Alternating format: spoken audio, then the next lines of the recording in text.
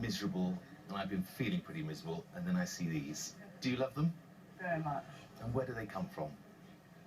Well, we were told by our mother who left them to us that they were part of a set of 18 chairs made from half of a yew tree which was struck by lightning in 1700. The rest of them she sold to American relations, along with a table made from the other half of the yew tree, and the American relations who bought them had to build a house to accommodate the size of that table.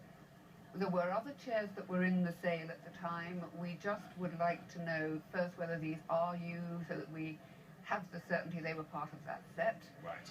And the other thing, we just wanted to preserve a little bit of local history. They came from the home down the way, which is a neighbouring stately home. So they come from a stately home? Yes. Do you know the name of the stately home? It's The Home, H-O-L-M-E, Okay. Yeah. and our mum was the last Whittaker owner. It was in the Whittaker family for about 6 centuries, and they were notable divines and scholars for the most part. So quite a serious house and a serious family. Yeah. And have you got anything that documents the fact?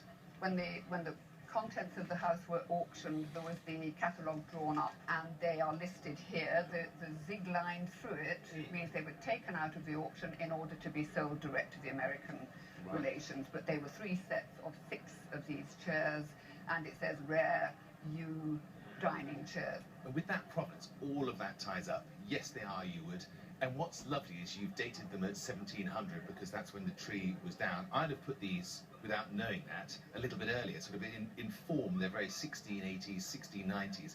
But that's where the history of furniture is always evolving. You know, it might be a little bit out of style, but these are typical of that date. So I have no problem with that at all. It's lovely. They've got the crest, which presumably is the family crest, the home. Yeah. Yeah. And the coat of arms.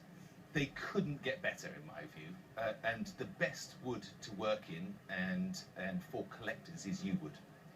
So, and it's an incredibly hard wood to work. I mean, you can see just how brittle it gets, and even to making them, it looks like someone didn't have a clue what they were doing. But all of this is so hard, and someone obviously has loved them, and these have all been patched and filled, because as it dries out it splits, and it's not a very easy wood to work with it in the first place. But with a bit of polishing it comes up to a fabulous sheen. So you own one each? Yes. Who owns which one? We haven't decided. So it's going to get worse. Because one is... decide now. Well, you should decide now, actually. Yeah, it's a good... which one would you like? Okay, so you're getting... This is the better chair, for obvious reasons. I mean, it's not... This is a Yewood seat. This is a later, much more of a sort of 1900 elm seat, you know, and it's probably just got so brittle that they've changed it. You've got to keep them together. Singly, they're not that exciting. As a pair, and I know they'll never leave the family, as a pair, they are exciting.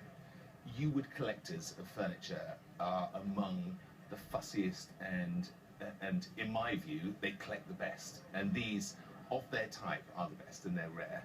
These two on their own, comfortably, I'm going to give you a wide estimate, comfortably 2,000 to 4,000.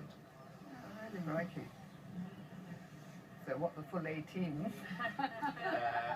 Multiply that up and then double it. They would be serious. They would be serious at that.